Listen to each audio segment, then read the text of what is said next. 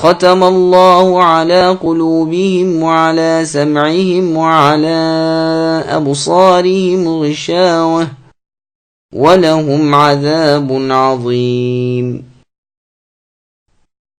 اللہ تعالیٰ نے ان کے دلوں پر اور ان کے کانوں پر مہر کر دی ہے، اور ان کی آنکھوں پر پردہ ہے، اور ان کے لیے بڑا عذاب ہے۔ سامعین، اب اس آیت کی تفسیر سماعت کیجیے۔ دلوں اور کانوں پر مہر لگانے کا مطلب، سدی رحمۃ اللہ علیہ فرماتے ہیں ختم سے مراد طبع ہے، یعنی مہر لگا دینا۔ قتادہ رحمۃ اللہ علیہ فرماتے ہیں یعنی ان پر شیطان غالب آ گیا، وہ اسی کی ماتحتی میں لگ گئے، یہاں تک کہ مہر الہی ان کے دلوں پر اور ان کے کانوں پر لگ گئی اور آنکھوں پر پردہ پڑ گیا۔ ہدایت کو نہ دیکھ سکتے ہیں، نہ سن سکتے ہیں، نہ سمجھ سکتے ہیں۔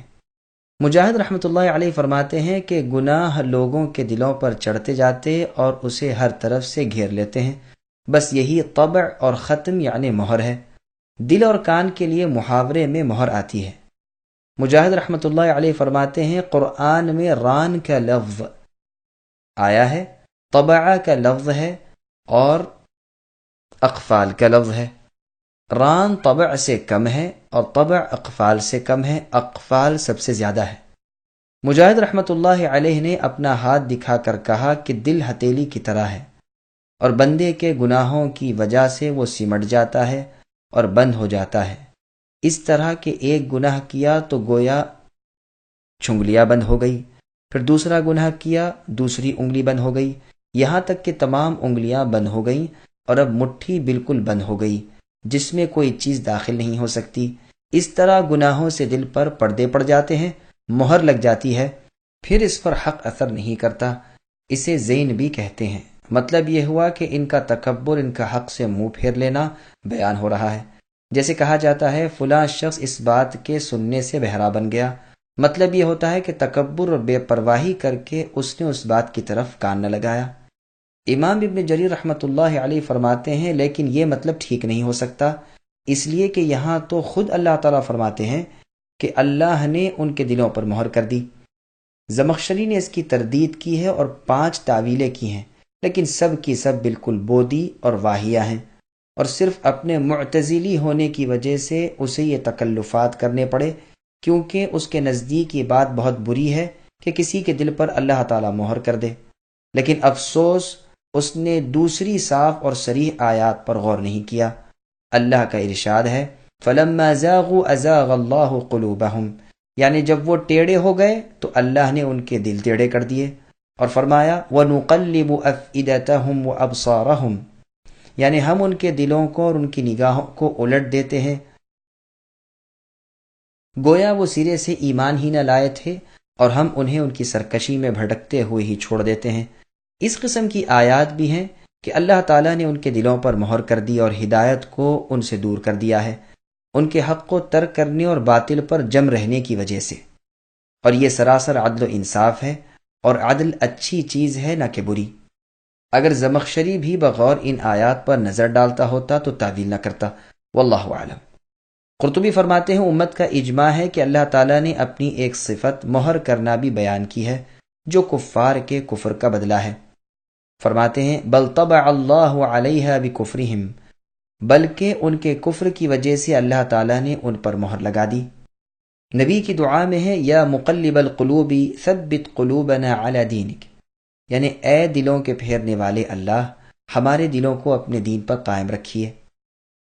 حذیفہ رضی اللہ عنہ والی حدیث میں ہے کہ رسول صلی اللہ علیہ وسلم نے فرمایا، اور جسے امام مسلم اور ترمذی نے نکالا ہے، کہ دلوں پر فتنے اس طرح پیش ہوتے ہیں جیسے ٹوٹے ہوئے بوریے کا ایک ایک تنکا، جو دل انہیں قبول کر لیتا ہے اس میں ایک سیاہ نقطہ ہو جاتا ہے، اور جس دل میں یہ فتنے اثر نہیں کرتے اس میں ایک سفید نقطہ ہو جاتا ہے، جس کی سفیدی بڑھتے بڑھتے بالکل صاف سفید ہو کر سارے دل کو منور کر دیتی ہے، پھر اسے کبھی کوئی فتنہ نقصان نہیں پہنچا سکتا، اور اس دوسرے دل کی سیاہی بھی پھیلتی جاتی ہے یہاں تک کہ سارا دل سیاہ یعنی کالا ہو جاتا ہے، اب وہ الٹے کوزے کی طرح ہو جاتا ہے، نہ اچھی بات اسے اچھی لگتی ہے نہ برائی بری معلوم ہوتی ہے۔ ابن جریر رحمۃ اللہ علیہ کا فیصلہ یہ ہے کہ حدیث میں آ چکا ہے کہ مؤمن جب گناہ کرتا ہے اس کے دل میں ایک سیاہ نقطہ ہو جاتا ہے، اگر وہ باز آ گیا، توبہ کر لی، رک گیا، تو وہ نقطہ ہٹ جاتا ہے اور اس کا دل صاف ہو جاتا ہے، اور اگر وہ گناہ میں بڑھ گیا تو وہ سیاہی بھی پھیلتی جاتی ہے، یہاں تک کہ سارے دل پر چھا جاتی ہے۔ یہی وہ ران ہے یعنی زنگ جس کا ذکر اس آیت میں ہے، کلا بل ران علی قلوبہم، یعنی یقیناً ان کے دلوں پر ران ہے یعنی زنگ ہے ان کی بدعملیوں کی وجہ سے۔ امام ترمذی نے اس حدیث کو حسن کہا ہے۔ تو معلوم ہوا کہ گناہوں کی زیادتی دلوں پر غلاف ڈال دیتی ہے اور اس کے بعد مہر الہی ہو جاتی ہے جسے ختم اور طبع کہا جاتا ہے۔ اب اس دل میں ایمان کے جانے اور کفر کے نکلنے کی کوئی راہ باقی نہیں رہتی۔ اس مہر کا ذکر اس آیت ختم اللہ میں ہے، یہ نظیر ہے ہماری آنکھوں دیکھی چیزوں کی کہ جب کسی چیز کا منہ بند کر کے اس پر مہر لگا دیں تو جب تک وہ مہر نہ ٹوٹے گی نہ اس میں کوئی چیز داخل ہو سکتی ہے نہ اس میں سے کوئی چیز نکل سکتی ہے۔ اسی طرح جن کفار کے دلوں اور کانوں پر مہر الہی لگ چکی ہے ان میں بھی بغیر اس کے ہٹنے یا ٹوٹنے کے نہ ہدایت جائے نہ کفر آئے۔ سمعہم پر پورا وقف ہے، غشاوہ کا معنی اور اعراب اور علی ابصارہم غشاوتن الگ پورا جملہ ہے۔ ختم اور طبع دلوں اور کانوں پر ہوتی ہے اور غشاوہ یعنی پردہ آنکھوں پر پڑتا ہے، جیسے کہ ابن عباس رضی اللہ عنہما، ابن مسعود اور دوسرے صحابہ رضوان اللہ علیہم سے مروی ہے۔ قرآن میں ہے فَإِن يَشَإِ اللَّهُ يَخْتِمْ عَلَى قَلْبِكَ، پس اگر اللہ چاہیں تو وہ اے نبی آپ کے دل پر مہر کر دے۔